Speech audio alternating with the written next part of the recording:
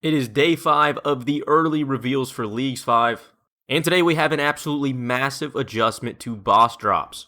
Any boss drops that you in the past had needed more than one region to acquire has now been adjusted down to just one.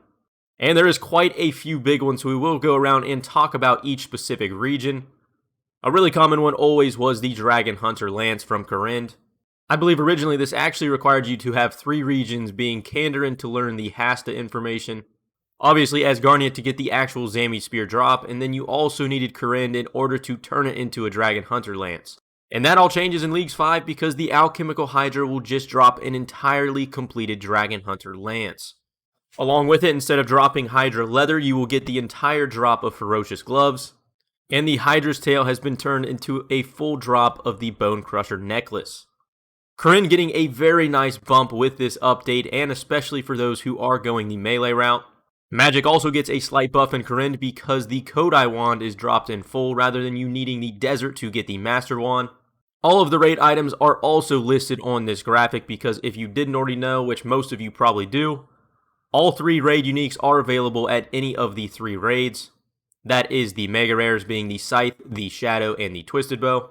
You can get any of them from TOA, TOB, or Chambers. And before we go any further, I'm not going to lie, there has to be something coming for Kandarin, because after the last 2 reveals, it is absolutely just getting beat down. Not only do you no longer need Kandarin to make a Dragon Hunter Lance, but if you look down here at the bottom in Taranwin, rather than dropping a Magic Fang, Zoro now drops an entirely completed Uncharged Toxic Trident. Not that Mage is ever really a common choice when it comes to picking Taranwin as a region, but still quite an insane upgrade to be able to get for basically free, and could also be very solid as a secondary combat style depending on how long it takes to actually fully activate your combat masteries. Another really massive one is now all of the DT2 bosses, with all of them being spread out between multiple different regions, Vardorbus coming from Varlamore, Duke staying over in Fremy, the Whisperers over in Asgarnia, and then finally Leviathans over in the Desert. Not only are you able to get a full completed Soul Reaper axe from any of those 4 bosses, but on top of all that, you no longer need Fremennik to get the initial rings in order to make the upgrades. All 4 of the bosses will drop the completed upgraded ring, which I think is an incredibly strong adjustment, especially considering that if you were going Fremennik, with the release of that new Echo ring, all of the other rings actually just became obsolete. Heading over to where Leagues 5 begins, you can just get an Emberlight now without even having to unlock any other region. I can't imagine you're going to be killing too many Tormented Demons without first unlocking some regions. But instead of combining the Synapse with an Arclight to make the Emberlight, now you'll have the option as soon as you get a Synapse to turn it into any of the 3 weapons you would want. Personally, I feel like Melee just continues to get stronger with every reveal we have coming out. Over in Mauritania, the Guardian Boots are now unlockable with just Mauritania from the Grotesque Guardians. And then on a much bigger note, you can get the Avernic Defender without needing Asgarnia, and then being able to complete the Amulet of Rancor by just getting it as a straight drop from Araxor. Once again, making Kandarin much worse because you don't need to unlock Zenites. Apart from that, the last couple we really didn't touch on is you can get the completed Eternal Boots from Serb. You don't need the Desert to unlock Infinity. And then lastly, the Echo Boots now only require Varlamore. Those are all the absolutely major ones that might impact which route and regions you're going with. Another couple adjustments though, the Adamant Dragons now drop the Dragon Kite Shield instead of the Metal Slice, and Rune Dragons will drop the completed Plate Body instead of just the Metal Lump.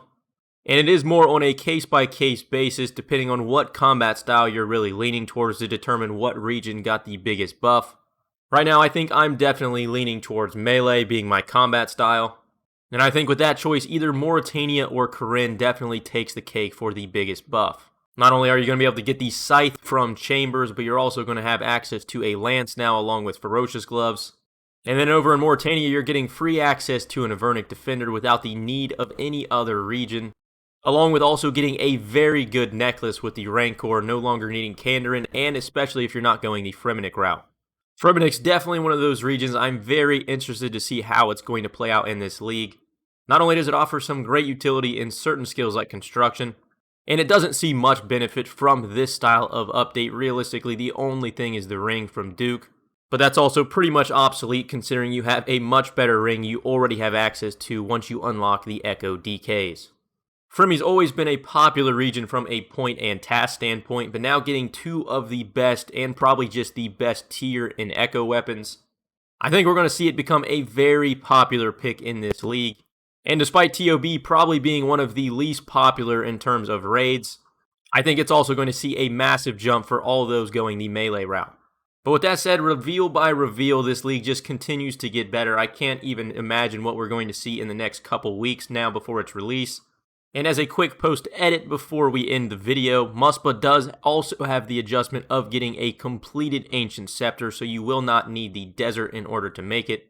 I know another popular discussion has been around TOA and completing the fortified version of Masori, but that doesn't sound like it will be the case because Masori only gets added to in terms of benefits. It is not a requirement in order to make the actual armor.